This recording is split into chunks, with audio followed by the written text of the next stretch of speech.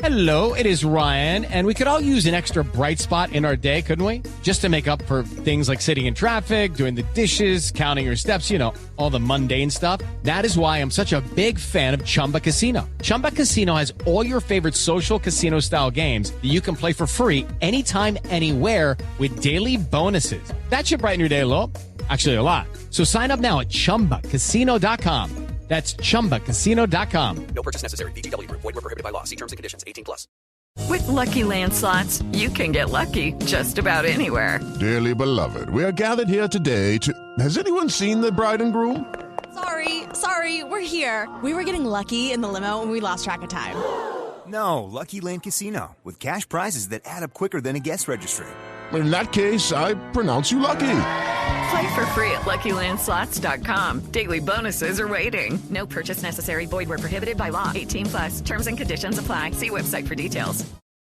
Lucky Land Casino, asking people, what's the weirdest place you've gotten lucky? Lucky? In line at the deli, I guess? Aha, in my dentist's office.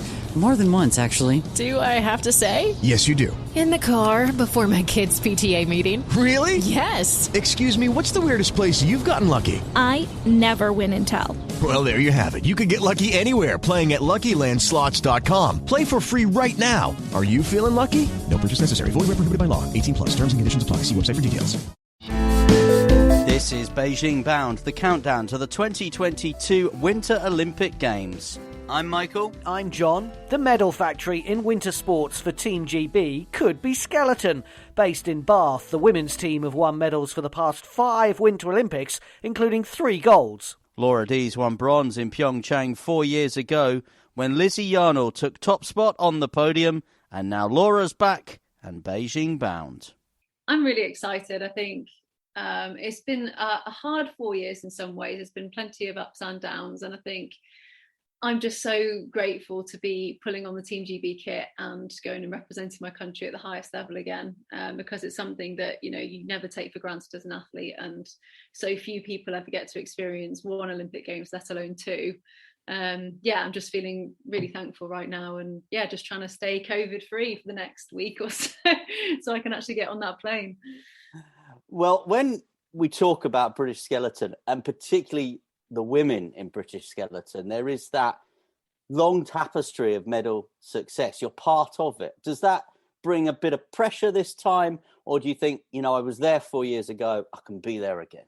I think it's a bit of both. I think it's only natural to feel that pressure. You know, it's the biggest stage in the world and you want to go and be successful. But, the other side of that coin is I can take a huge amount of confidence from what we achieved last time. I know I've stood on the start block and delivered over 4 runs, when it really matters, when the pressure was really on. And I think that's something that I have that not very many of my competition will have, to fall back on and know that they have been there and they've done it before. So I'll definitely be using that. But at the same time, I think it's important to say that this sport moves on, and just dwelling on what we did 4 years ago is, that's never going to be enough in a fast moving sport like this one. So, we've been working incredibly hard to develop new equipment and adapt to it in time, and hopefully bring our A game out in Beijing when it really matters. Laura, they call British cycling the medal factory, and you could argue that British skeleton is very much the same in winter sports. Do you think that you like British cycling, you kind of get targeted, that everyone's trying to beat the Brits? Yeah, I think that definitely we inevitably, I think, people are going to be looking at what we're doing and aiming to beat us, because we've put ourselves out there. We've been the ones to beat for so long now. And, I think as the sport has moved on and developed, the margins get tighter and tighter, everybody gets better at all the small things. And I think that's going to make for an incredibly exciting competition. I think you've seen it from the World Cup season this year. So many people are better this year than they've ever been before across all different nations. So it's certainly going to be a close competition, and it's going to be fascinating to see who can be consistent over those 4 heats of 2 days as well, because that's something that in our sport we normally only compete over two heats. So to have 4 heats that count over 2 days in what could be different ice conditions, that's a different thing to your normal day in, day out skeleton competition as well. So that's going to be fascinating. You talked about the advantage of having been there previously. You're going with a new debutant as well in Brogan Crowley as well. Will you?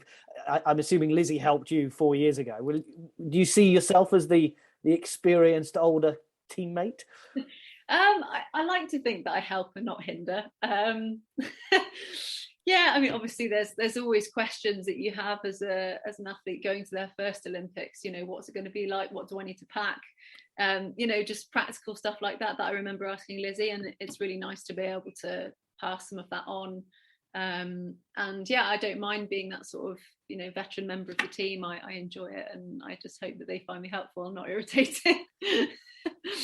At the fastest point of the course, Laura, how fast are you travelling, and do you still get scared? It really depends on the track, but 85 miles an hour, above that sometimes, you know, that's what we were hitting last week in St. Moritz. And it really depends on the track and whether there's a perception of danger or not, because there's some tracks that just have that reputation for being that, you know, if you make a mistake, you could possibly hurt yourself or have a crash. And so yeah, for some tracks, it doesn't matter how many years you've been there. Sometimes when you stand on the start block, you still think, why am I doing this? But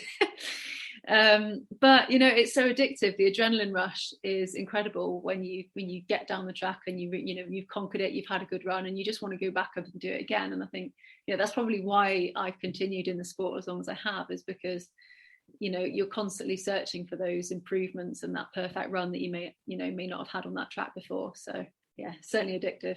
And do you learn the track? So in a way, I mean, we were talking to I know he's in luge, but Rupert Stoudinger, who's on the team, and he said for him it's a bit like a video game. He just has to visualize it, and that's what he's doing. He's not looking where he's going. I know you're different because you're head first, but do you learn it?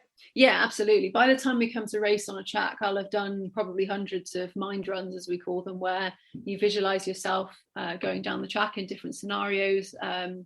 And it's not just visualizing the performance itself. It might be just visualizing the environment or remembering what a certain corner feels like. And it depends how you slide as well. Some athletes are very visual based, so they can, you know, see where they're going and they use visual cues. For me, I've got quite a weak neck, and quite often the pressure pushes my head down. So I've never been able to rely on vision as my main cue. I'm much more of a feel-based slider. So for me, it's about feeling pressures, knowing where my high points are in the corner and that kind of thing. And I'm trying to sort of build this almost like a rhythm in my head of what the track should feel like as I go down it, so that, you know, if I can't see something, for instance, that doesn't faze me and I still know where I am. You mentioned it's been a tough few years getting to this point. Did you enjoy being a medalist, an Olympic medalist? That's a really good question. I think, yeah, of course, like the success that we had in Pyeongchang was really incredible. You know, it was so enjoyable. It was a culmination of a lot of years of hard work, and you know, that's what everyone trains for, is for those, hopefully those moments of success and those moments in the spotlight. And you know, we certainly had that, and I'm incredibly grateful for that, because so many athletes put in as much work or more even than what I've done, but they never get that moment.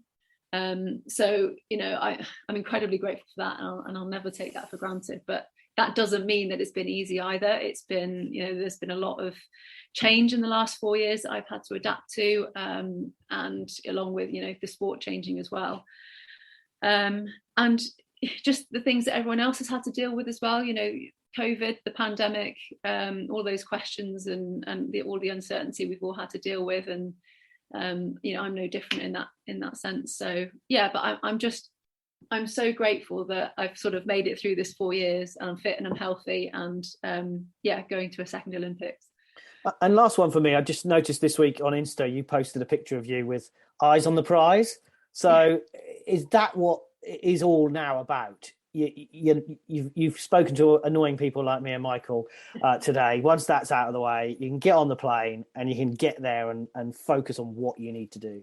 Yeah, I really feel like at this point of the cycle now, it's almost like there's a line drawn in the sand, and everything that's gone before, every World Cup race, doesn't really matter, because it's about what happens in the next 2 weeks. And I really believe that the team that we've got going to Beijing is capable of pulling off something really spectacular. Fantastic. Thank you. Thank you very much. Pleasure. Laura's joined by 3 debutants for these Winter Games. They start on the 4th of February in China. Congratulations to Brogan Crowley, Marcus Wyatt and Matt Weston. And download our weekly Anything But Footy podcast for all the latest Olympic and Paralympic news, interviews and conversations. We're on Apple and Google Podcasts. Just search Anything But Footy. Sports Social Podcast Network. Lucky Land Casino, asking people, what's the weirdest place you've gotten lucky? Lucky? In line at the deli, I guess? Aha, in my dentist's office. More than once, actually. Do I have to say? Yes, you do. In the car before my kids' PTA meeting. Really? Yes. Excuse me, what's the weirdest place you've gotten lucky? I never win and tell. Well, there you have it. You can get lucky anywhere, playing at LuckyLandSlots.com. Play for free right now. Are you feeling lucky? No purchase necessary. Void where prohibited by law. 18+. Terms and conditions apply. See website for details.